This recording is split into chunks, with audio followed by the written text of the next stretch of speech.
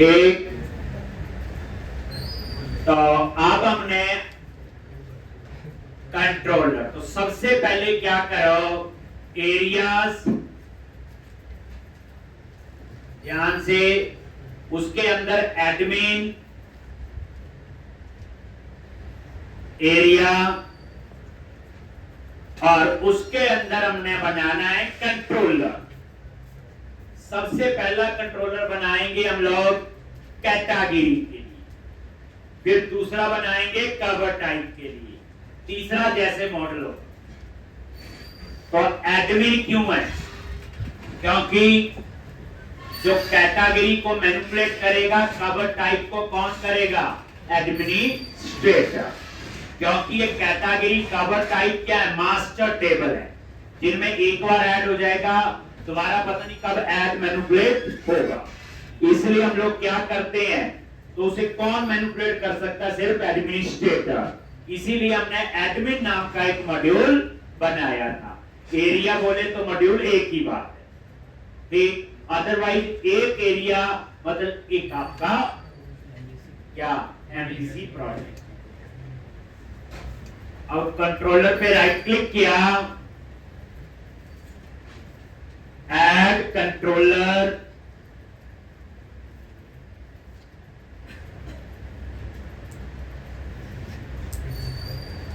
और MBC5 MBC controller,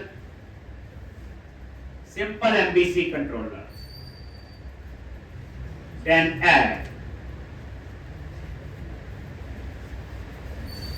और controller का नेम दे दिया कैटेगरी कंट्रोलर। बताइए इतना। सबसे पहले क्या करना है, इसके ऊपर एरिया नेम देना है, जो हमें पहले नहीं देना होता था, और एरिया का नेम है एडमिन। अगर आपने इस कंट्रोलर का कोई एक्शन एक्सेस करना है तो पहले एरिया का नेम, देन कंट्रोलर का नेम, और देन किसका नेम? एक्शन का नेम, ठीक। तो इस तरह से ये आपका जो है एरिया है।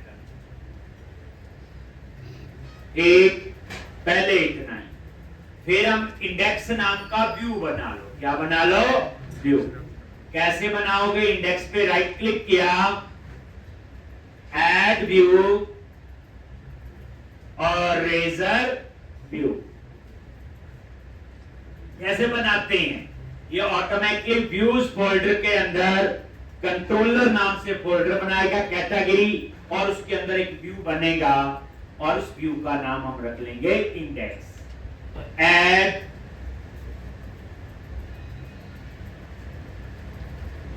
और ये देखो इंडेक्स,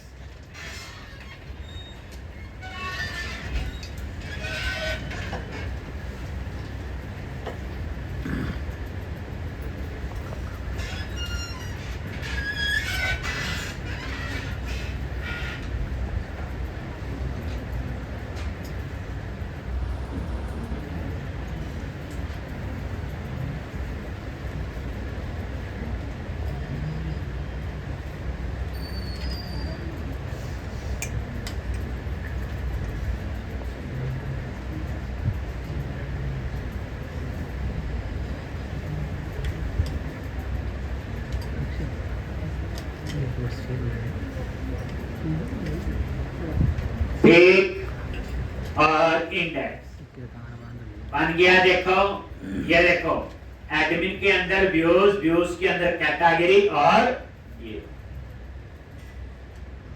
एक। अब हम क्या चाहते हैं, यहां पे जैसे मैं रन करूं,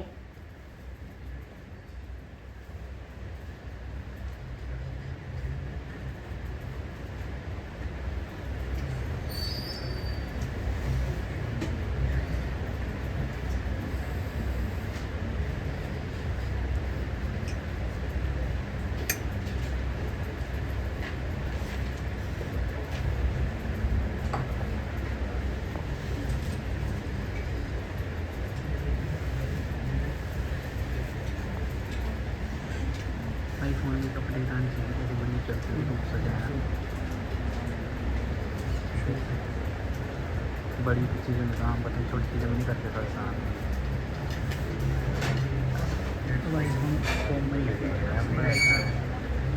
अब यहाँ पे ये देखो, अब हम चाहते हैं यहाँ पे एक ड्रॉप डाउन लिस्ट लगाना है, उसका हेडिंग दूंगा मैं कंटेंट मैनेजमेंट, और उसके नीचे ऑप्शन होगी कैटेगरी, कवर टाइप, ऐसे कुछ और भी जो आगे आए।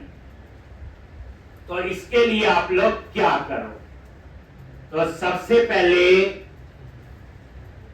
किस पे आओगे, यहां पे व्यूज, शेयर और लेआउट, और यहां पे आपको क्या लगाना है, जैसे ये लगे हुए हैं दो, तो आपके होम और प्राइवेसी, उसके बाद में तो अब आपको इसके लिए ड्रॉप डाउन लिस्ट लगाना है। तो हमने कौन सा थीम यूज किया था, ERT याद होगा। तो आप क्या कर, यहां पे foodswatch.com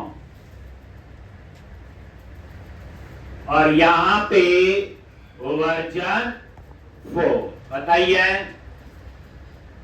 और यहां पे ERT,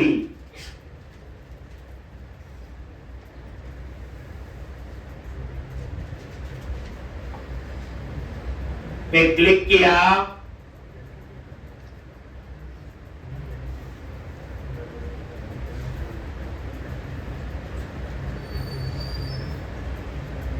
एक, और यहां पे ये देखो, ये वाला ड्रॉप डाउन लिस्ट चाहिए ऐसे,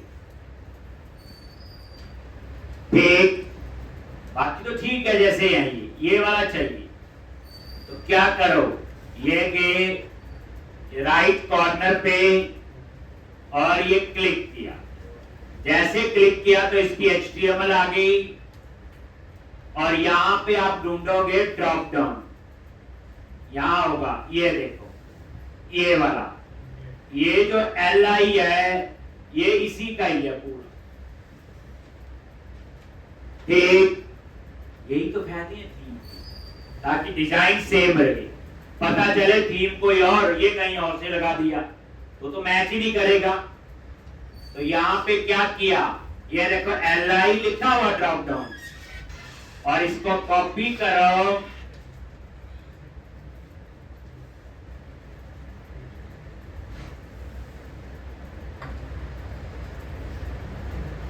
और यहां पे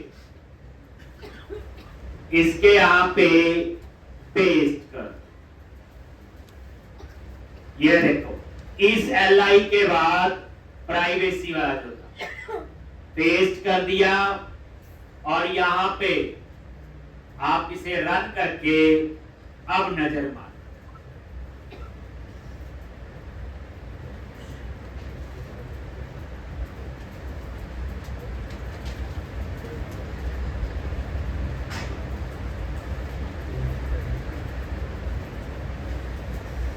ये देखो आ गया ड्रॉप डाउन, ये नीचे ओपन नहीं हो रहा है मेरे ख्याल से,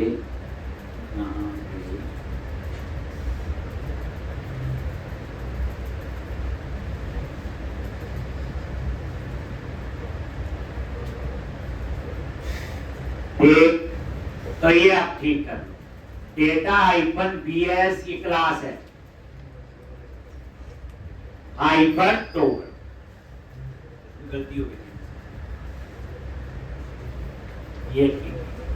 और अब क्या करो, ये इसके बाद में ये आपका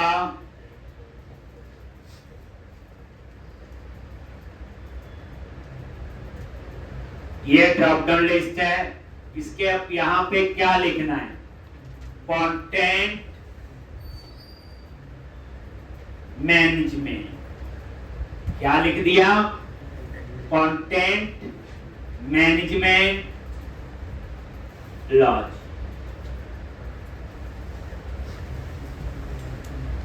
ठीक, कंटेंट मैनेजमेंट। टेक्स्ट इसका वाइट करो, क्या करो, तो यहां पे ये क्लास लिखा और क्या लिखेंगे, टेक्स्ट हाइफन वाई, और रिफ्रेश करो, ये देखो आ गया। अब एक्शन की जगह लिख दो कैटेगरी। तो यहां पे ये जो एक्शन है इसको बना देंगे कैटेगरी। तो क्या लिखोगे, सब कुछ सेम। सबसे पहले ASP हाइफन एरिया, एरिया का नाम क्या है, एडमिन। उसके बाद लिखो ASP हाइफन कंट्रोलर। बूटस्ट्रैप की क्लास वही, तो नहीं तो डिजाइन खराब हो जाएगा। कंट्रोलर का नाम क्या है, बोलो कैटेगरी। ये टैग हेल्पर है सारे, ASP hyphen area, ASP hyphen controller, और उस कंट्रोलर में जो एक्शन बना है उसका नाम क्या है, इंडेक्स। पहले कंट्रोलर और एक्शन ही देते थे, ये टैग हेल्पर है सारे, यहां ये टैग हेल्पर, ये लो। और जहां पे ये एक्शन लिखा आ रहा है इसकी जगह टेक्स्ट चेंज कर दो, क्या लिखोगे, कैटेगरी।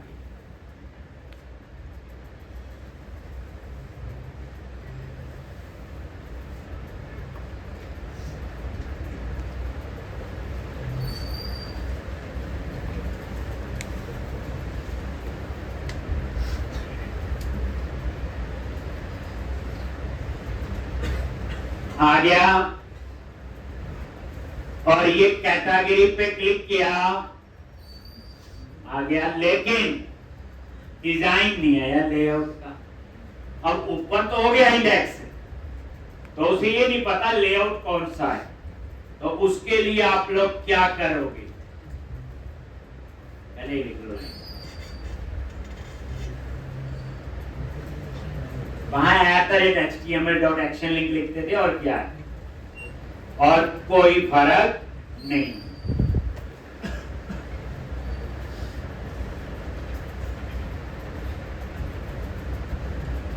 वहां HTML बोलते थे HTML हेल्पर।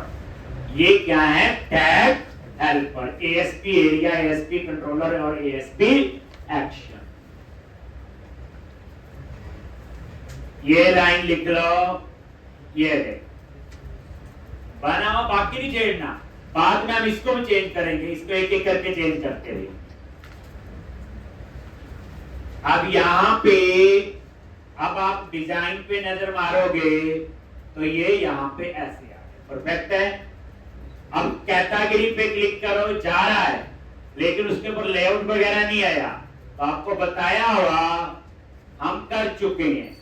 आप क्या करो, जो व्यूज फोल्डर है उसके अंदर ये दो फाइल है, एक व्यू स्टार्ट जिसमें लेआउट का पाथ होता है, और व्यू इंपोर्ट जिसमें आपके टैग हेल्पर्स होते हैं।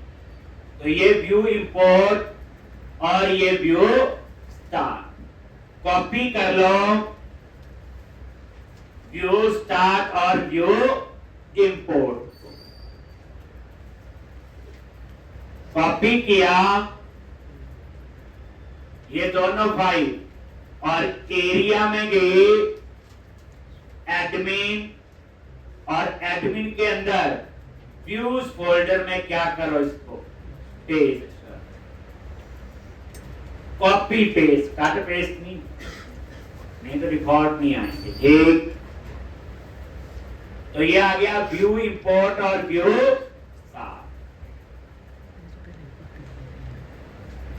पहले कॉपी की है। और यहां पे अब आप इसको रिफ्रेश करो, आ गया। और ये आपका क्या लिखा रहा है ऊपर, एरिया नेम एडमिन और कंट्रोलर नेम कैटेगरी। आ रहा नहीं आ रहा है? तो इस तरह से ये आपका ये कर दिया। तो समझ आ गया इतना, ठीक। व्यूज इंपोर्ट में टैग हेल्पर और व्यू स्टार्ट में लेआउट का। पहले कस्टमर में डालना है। लो किसमें? कस्टमर। चलो अब ये क्लोज कर दिया, ये सेटमेंट हो गया थोड़ा डिजाइन। क्लियर है जी? अब हम काम करेंगे एरिया एडमिन कंट्रोलर और कैटेगरी कंट्रोलर। तो सबसे पहले डाटा वगैरह के लिए अब यहां पे क्या करते थे, हम तो लिखते थे एप्लीकेशन डीबी कॉन्टेक्स्ट, बट यहां पे प्राइवेट,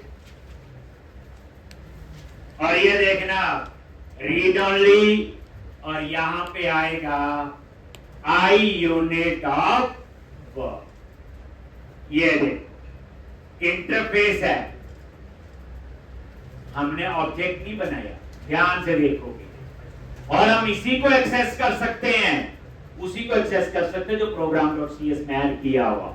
हम यहां नहीं लिख सकते I category repository, I cover type repository, और उसके बाद इसके कंस्ट्रक्टर में जाओ और यहां पे आई यूनिट ऑफ वर्क, और यहां पे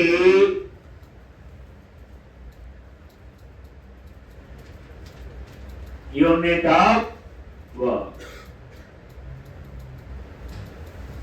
आगे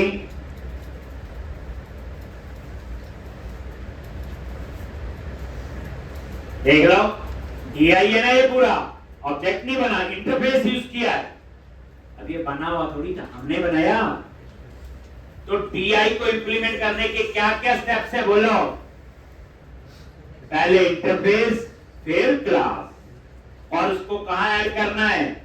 program.cs लॉन्च। अब आपने सबसे पहले कैटेगरी डिस्प्ले के लिए, ठीक, तो अब आपका इसको रन करो, इतना समझ आ गया? अब इंडेक्स वाले पेज पे क्या चाहिए? कैटेगरी लिस्ट और ऐड न्यू कैटेगरी, नीचे टेबल बनाएंगे, ऐसे ही आएगा। चलो, तो अब यहां पे हम बात कर रहे हैं डिजाइन, ये समझ आ गया?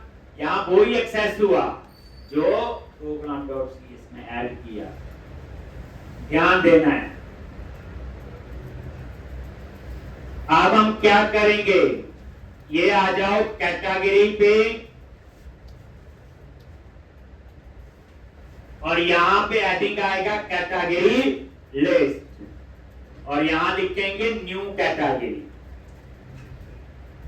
और यहां बनाएंगे एक टेबल। सेव करवाया हो, क्या करोगे? इंडेक्स के व्यू पे जाओ। कहां जाओगे? इंडेक्स के व्यू पे। कैसे? Right click, go to view. आगे क्या लिखते हैं यहां पे? जल्दी बोलो। टेब, क्लास, रो, और एक रो में कितने कॉलम होते हैं? 12। उसके बाद लिखो टेब, क्लास, कॉल हाइफन 9। इसमें हम हेडिंग देंगे 9 कॉलम में। क्या लिखेंगे? H2 और कैटेगरी लिस्ट, और यहां पे क्लास, टैक्स हाइफन प्राइमरी, और कितने कॉलम बच गए? बोलो, कॉल हाइफन 3। बटन का साइज पूरा ले ले तो क्या लिखोगे? Form hyphen control. सॉरी, यहां पे लिखना है ना, तो बटन पे लिखना। 3 कॉलम, और यहां क्या लगाएंगे? एंकर टैग, और इसके क्लिक में कहां जाना है? जल्दी बताओ। ASP एक्शन, और एक एक्शन बनाएंगे जिसका नाम क्या रखूंगा? अपसर्ट। आप बोलोगे कंट्रोलर का नाम नहीं लिखा, एरिया नहीं। आप जहां बैठे हो वहीं जा रहे हो तो नहीं देने की जरूरत है। क्योंकि अपसर्ड कहां बनाना है, अभी हम कहां बैठे हैं इंडेक्स में, तो अपसर्ड भी यही बनाना नीचे। हाँ, अपसर्ड किसी और कंट्रोलर में बनाऊंगा तो लिखना पड़ेगा एएसपी कंट्रोलर। मतलब जिस फोल्डर में बैठे हो उसी फोल्डर के अंदर दूसरी फाइल में जा रहे तो फोल्डर का नाम देने की जरूरत थोड़ी जरूरत। और उसके बाद क्या लिखोगे, क्लास btn हाइफन इन्फो, और इसका साइज वो पूरा ले लेगा जितना कॉलम 3, और यहां पे अप्लाई कर दो फॉन्ट अमेजन। याद है, क्लास FAS हाइफन क्या लिखोगे, प्लस का आ जाएगा, और बीच में थोड़ी स्पेस चाहिए तो उसके लिए होता है, और उसके आगे लिख दिया एड न्यू कैटेगरी। ये सेम आपको करवाया हुआ, ये देखो रिफ्रेश, ये नहीं है, अच्छा लाइब्रेरी डाली नहीं है अभी, पहले लिख लिया ये इतना। तो अब हम एक चीज क्या करेंगे, वो सारी लाइब्रेरी लेआउट में, याद है आपको, ऊपर CSS और नीचे जिसमें फॉन्ट में speed alert, toaster, data table पुराने प्रोजेक्ट से आपने उठा लिए, तब वो काम करेंगे। पहले आप ये लिख लो।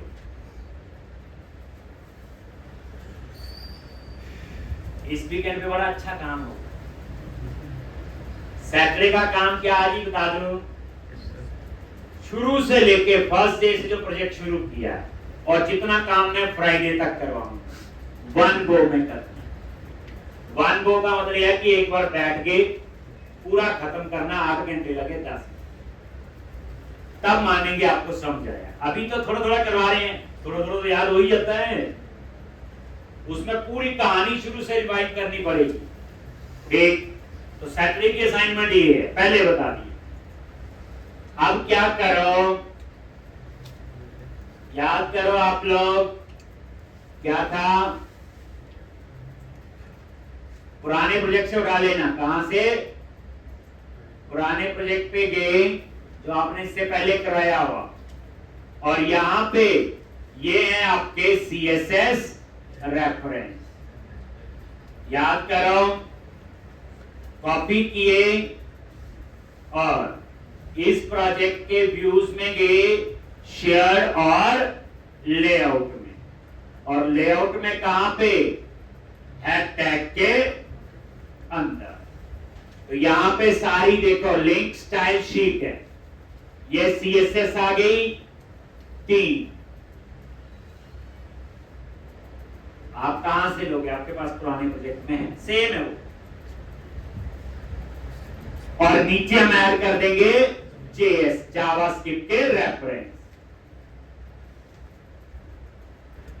ठीक, हैशटैग में ये, और इसी तरह से ये 4-5 आपके JS के रेफरेंस, ये कॉपी करके इसी लेआउट के नीचे आ जाओ और रेंडर सेक्शन के ऊपर,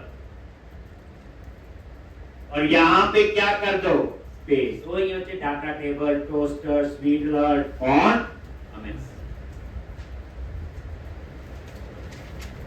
इनमें मैं काम भी दूंगा आगे, जैसे आप लोग 5-6 कॉपी बना रहे होंगे तो सेम ही लिख रहे होंगे, अभी 1-2 दिन रुको, एक कॉपी में वो काम जो मैं करवाऊंगा, दूसरी कॉपी में थोड़ा चेंज करेंगे आप, तीसरी में कुछ और, चौथी ऐसे करोगे ना, तभी तो मजा आएगा कि आप भी कुछ कर पाए, हौसला होता है।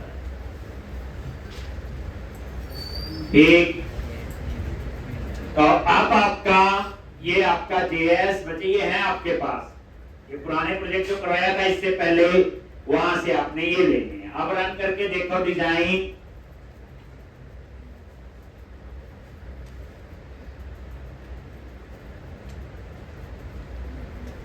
और यहां पे कैटेगरी पे क्लिक करो, और आ गया ना प्लस, फॉन्ट अमेजन ने काम करना शुरू कर दिया। अब नीचे क्या आएगा, इंडेक्स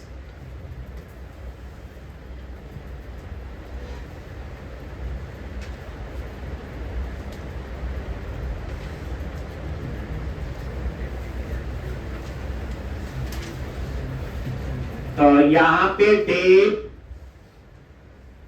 क्लास, और यहां पे कंटेनर, और यहां पे क्या लिख लो, राउंडेड बॉर्डर, थोड़ा पैडिंग दे दिया और मार्जिन, ये सब करवाया हुआ आपको, इससे पहले वाले प्रोग्राम में सब किया हुआ। और यहां पे फिर आप बनाओ टेबल, लेकिन इस टेबल का आईडी जरूर देना है। क्यों देना है? बाद में इस टेबल पे मैंने अप्लाई करना है डाटा टेबल, इसकी जेएस हमने ऐड की। डाटा टेबल किसके लिए होता है? सॉर्टिंग, सर्चिंग, नेविगेशन, याद है, फिल्ट्रेशन। ठीक, वो डाटा टेबल जावास्क्रिप्ट की लाइब्रेरी है जिसको हमने ऑलरेडी ऐड कर दी।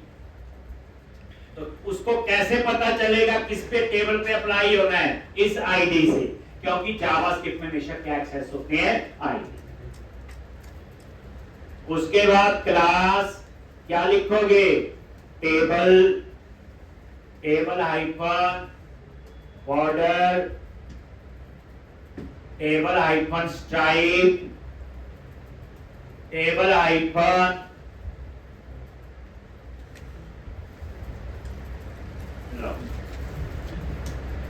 आ गया जी। और इसके अंदर टी एच जरूर लिखना, याद रखना, टेबल हेडिंग। और उसके बाद टी आर, टेबल रो। जो बच्चे हम ये कोड लिख रहे हैं, ये कोई 50 बार लिखना पड़ेगा।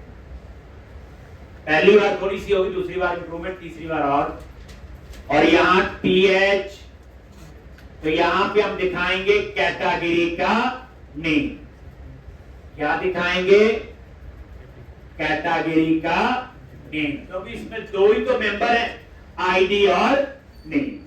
आईडी हम नहीं दिखाएंगे, तो नेम में आएगा कैटेगरी का नेम, और उसके बाद क्या आएंगे? एक्शन। एक्शन दो होंगे, वही एडिट और डिलीट। तो ये मैंने यहां पे बेसिक सा एक डिजाइन बना दिया है, देखो, देख के पता याद आ जाएगा। ये एक, ये देखो, ये बाहर का टेबल बन गया, कंटेनर, राउंडेड बॉर्डर, स्पेस आ गई, और ये बीच में जो बना ये आपका। अब इसमें डाटा दिखाना आपको, हम इसके लिए क्या बनाते हैं? बोलो, एपीआई। क्या बनाओगे? एपीआई। तेरा रूममेट है पल्स वाला, पहले ये उसके साथ गया था लिख लिया जी।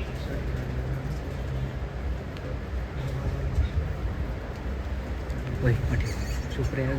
एपीआई से तो डाटा आएगा, फिर उस डाटा को हम जावास्क्रिप्ट में एक्सेस करेंगे, क्योंकि जावास्क्रिप्ट को नहीं पता ASP.NET कोड भी है।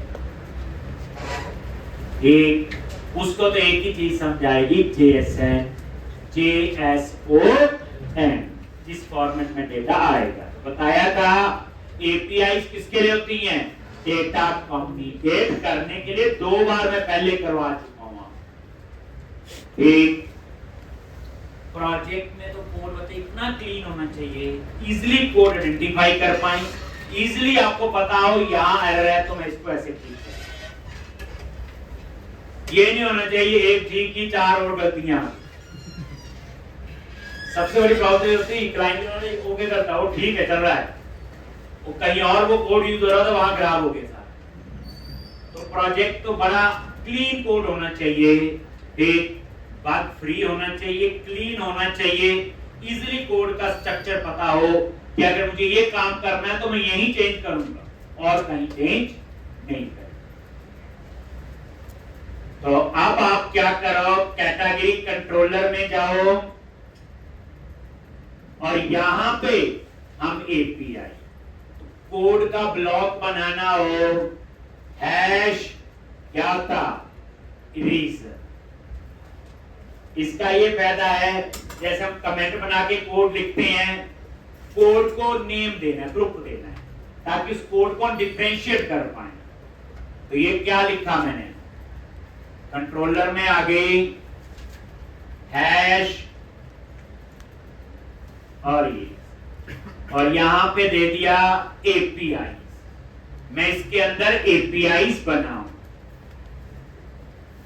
थोड़ा आसान हो गया ना। देखो ऊपर का कोड लाके है तो कंट्रोलर में ही कोड है, कोड कहीं बाहर नहीं लिख रहे, पर उस कोड का एक ग्रुप सा बना दिया कि ये क्या आपके एपीआई, और ये ना ऐसे एक्सटेंड बेस्ट होता है, बस इतने। तो दूर से जी एपीआई का काम मैंने यहाँ किया, तो ये एक्सटेंड, तो चीज का ध्यान रखना जो मैं यूज करें, ठीक। और यहां पे HTTP GET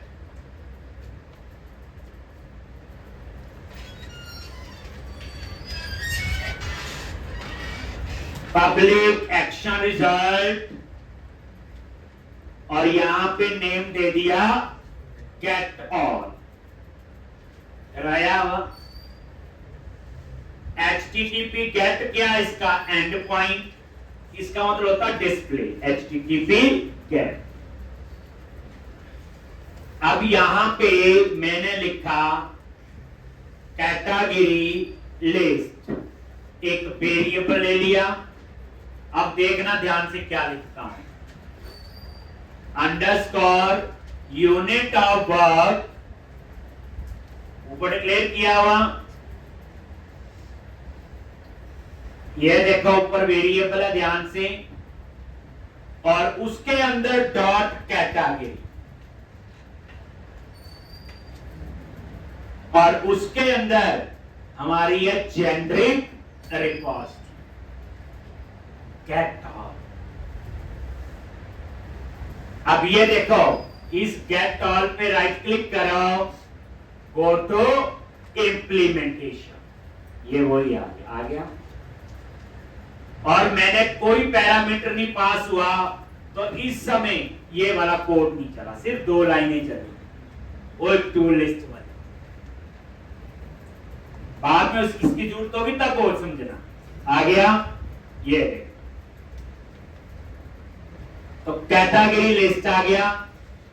नहीं पता है, देखो कैटेगरी पे F12 प्रेस करो, ये देखो आ गई, आई यूनिट वर्क में है ना, और यहां से आई कैटेगरी रिपोजिटरी पे, ये देखो यहां आ गई, आई कैटेगरी रिपोजिटरी से आई रिपोजिटरी पे आ गई, और आई रिपोजिटरी में ये आपका है गेट ऑल। ना पता चले समझो, और मुझे लगता है शुरू में यहां पे आपको 15 मिनट लगाने पड़ेंगे, कैसे काम कर रहा है। हम तो वही एक्सेस कर पाएंगे जो program.cs में ऐड किया।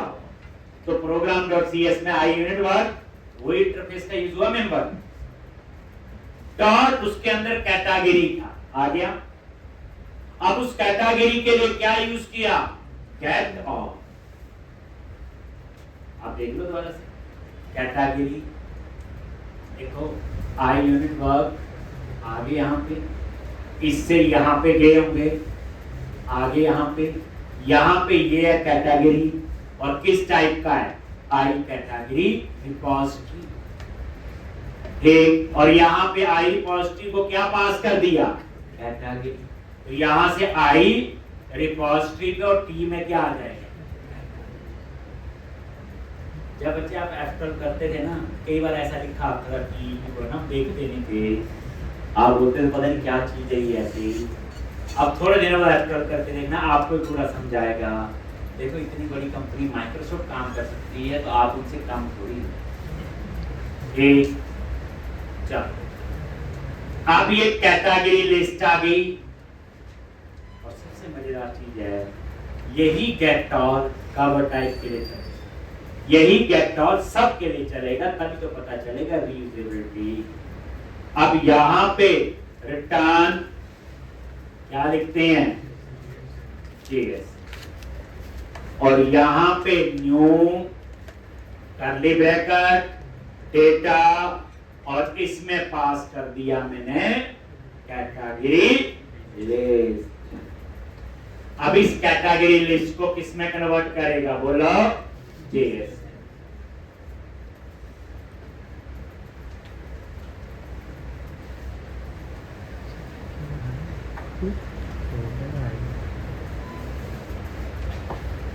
तो अब आपकी ये एपीआई तैयार है। अब हम इसे कॉल करेंगे जावा स्क्रिप्ट में, और जावा स्क्रिप्ट में क्या काम होगा, इस गेट कॉल से डाटा आएगा, किस फॉर्मेट में आएगा, जेएसएन में, और उस डेटा को बाइंड करेंगे जो हमने टेबल बनाया हुआ, और उसको बाइंड करने के लिए यूज करेंगे डेटा टेबल, क्योंकि उसमें क्या है, सर्चिंग, सॉर्टिंग, फिल्ट्रेशन, ये सारी पूरा समझना है। एक ये एपीआई, कोई पूछे जी एपीआई किसके लिए होती है, डेटा कम्युनिकेट करना है from one platform to another platform. अब क्या करना आपने, मेन प्रोजेक्ट में आ जाओ, www रूट, और यहां पे जेएस, और यहां पे बनाओ कैटेगरी डॉट जेएस। प्रैक्टिस साथ में चाहिए, आज की कल नहीं, आज ही करोगे तो कल कुछ और होगा, परसों कुछ और होगा। तो अब यहां पे जेएस पे राइट क्लिक किया, ऐड न्यू आइटम,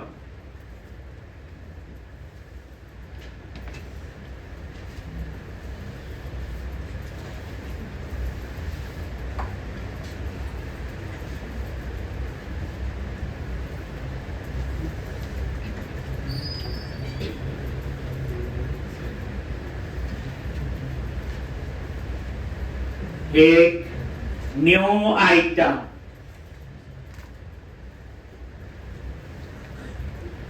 और यहां सर्च कर लो, जे लिखा, और ये आ गया जावास्क्रिप्ट फाइल।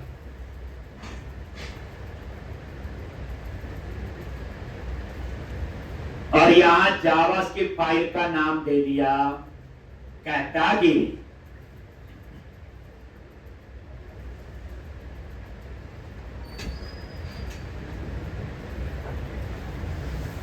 category.js,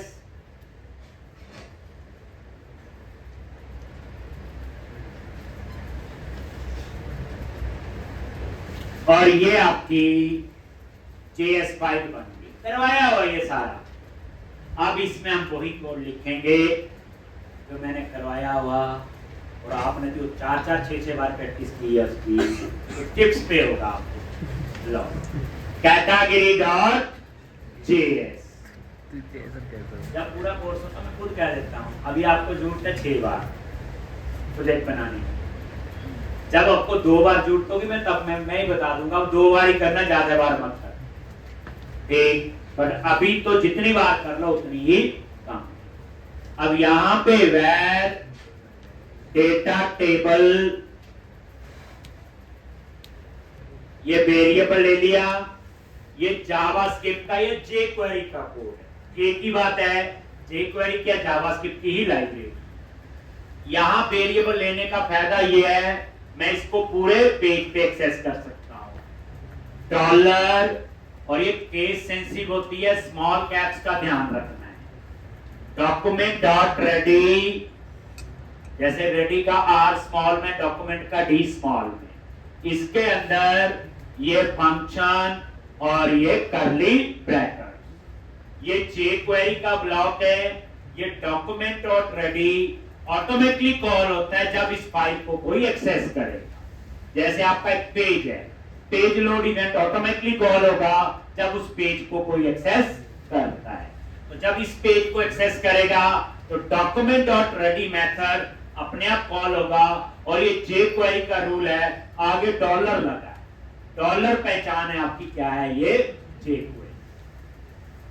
और मैंने यहां कोड नहीं लिखना, मैं यहां पे एक मेथड बना रहा हूं। क्या बना रहा हूं जी, मेथड, और यहां पे फंक्शन, ये लोड डेटा टेबल।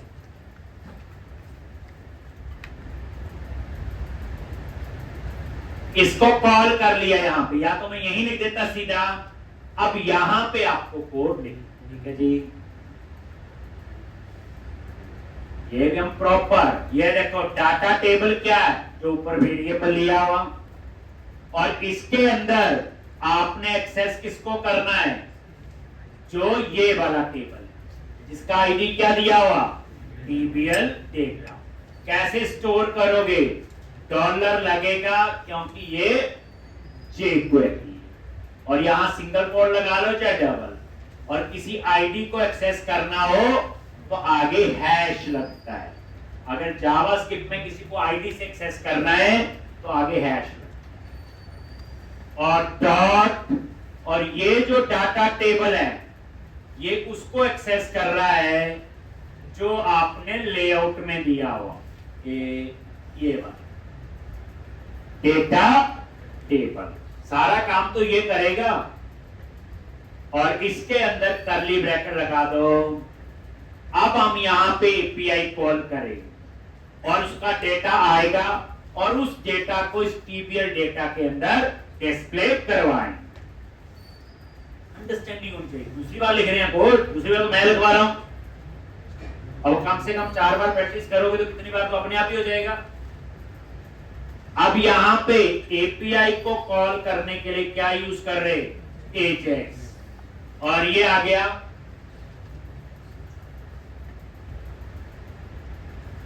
और यहां पे URL, एपीआई में क्या देते हैं, URL, और यहां एरिया नेम क्या आपका, बोलो एडमिन, और कंट्रोलर का नेम कैटेगरी स्लैश एक्शन का नेम कैटटॉप।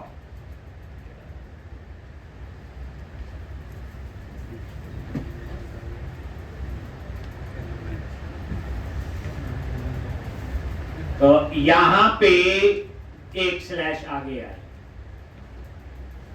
तो सीधा मैंने यहां पे ये URL लिख दिया।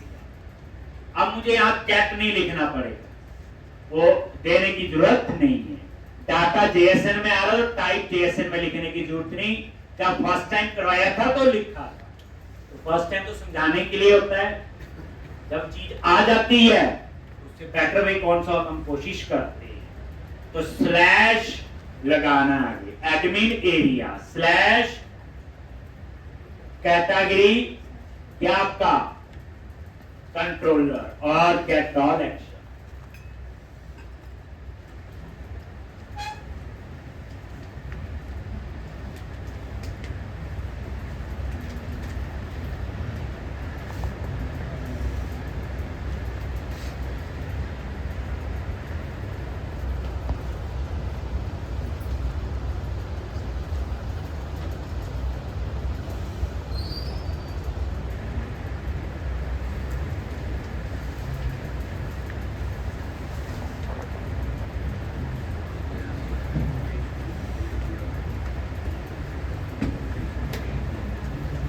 एक कॉलम्स, और यहां पे, और ये कर्ली ब्रैकेट, तो ये कॉलम्स का एरे आता है। क्या आता है यहां पे, तो इसमें सिर्फ 2 ही कॉलम होंगे।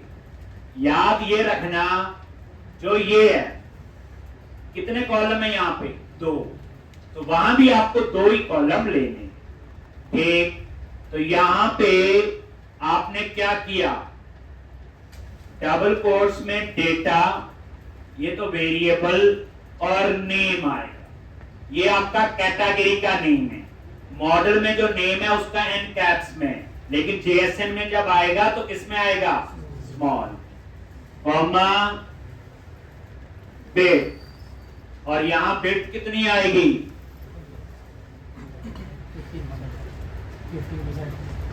1, कितनी बिट देनी है, 70%, क्योंकि कटनी चाहिए 2 लास्ट में, एडिट और डिलीट, तो 70% मैंने इसमें ले ली। और उसके बाद जो रेस्ट 30% है उसमें आपका एडिट और डिलीट का बटन होगा। तो उसके लिए क्या करोगे, डेटा, उसमें आएगा आईडी, क्योंकि जब एडिट करोगे डिलीट करोगे तो आईडी चाहिए ना। ये डेटा कोई कीवर्ड नहीं है, वेरिएबल है। पहले इस डेटा में नेम आएगा, फिर इसमें आएगा आईडी, कॉमा। और यहां पे क्या लिखते हैं बोलो, रेंडर।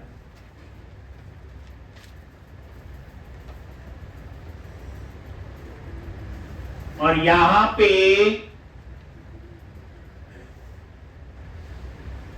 ये फंक्शन और डेटा पैरामीटर पास कर, और ये जो डेटा है इसमें क्या आएगा बोलो, आईडी।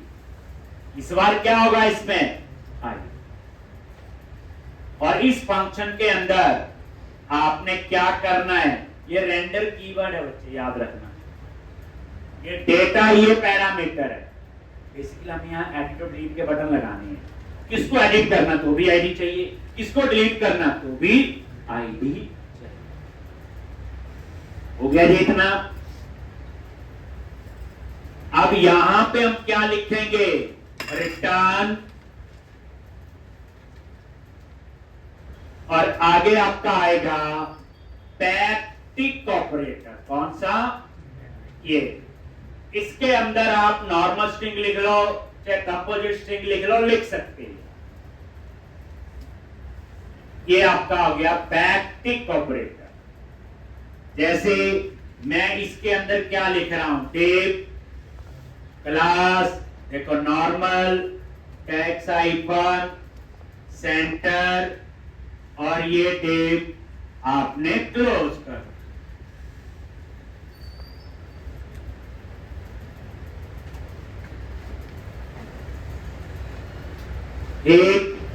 अब एक एडिट का, तो उसमें कहां जाएंगे, अपसर्ट, और उसमें एक पैरामीटर होगा आईडी। तो एक आपका क्या बनेगा, अपसर्ट। कैसे लिखेंगे, एंकर टैग, href, और यहां यूआरएल दो, /admin /category /upsert।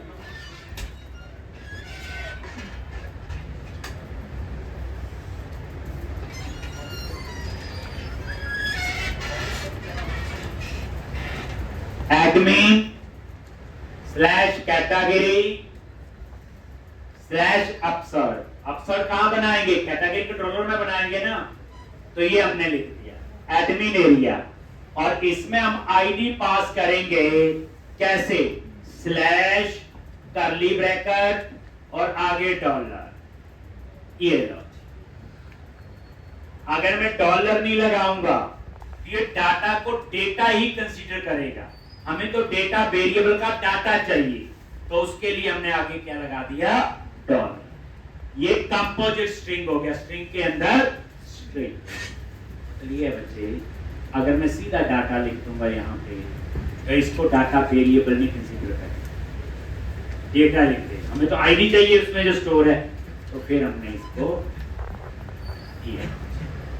और उसके बाद क्लास क्या लिखोगे, btn हाइफन info आ गया, और यहां पे एंकर टैग क्लोज करो।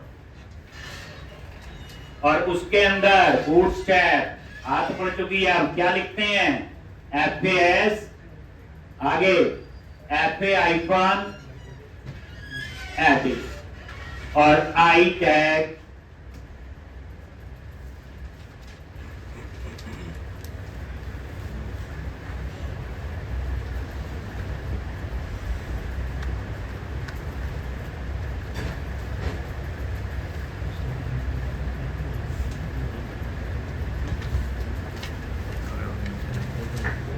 एक। और इसी तरह से अब दूसरा बटन होगा किसका, डिलीट। एक, तो सेम ऐसे ही एंकर टैग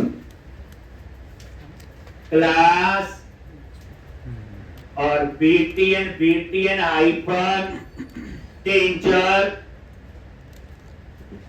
याद आया नहीं आया?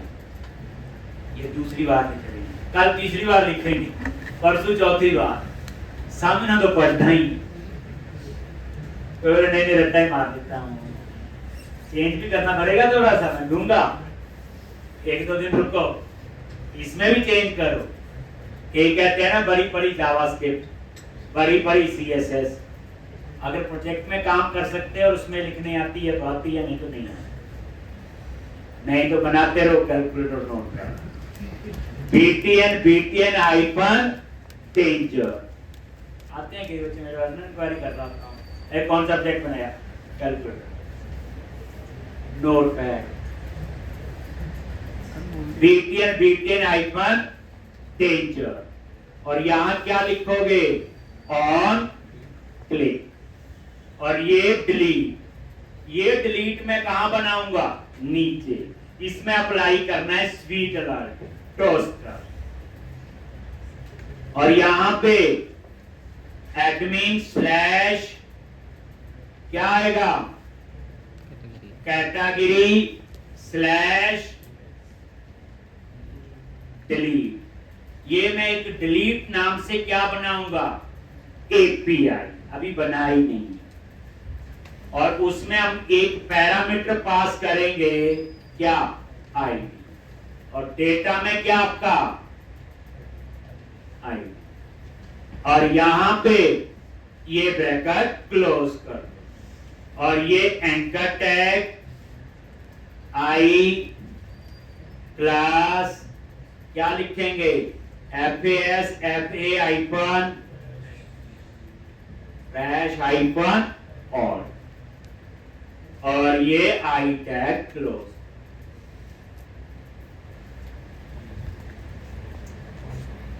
एक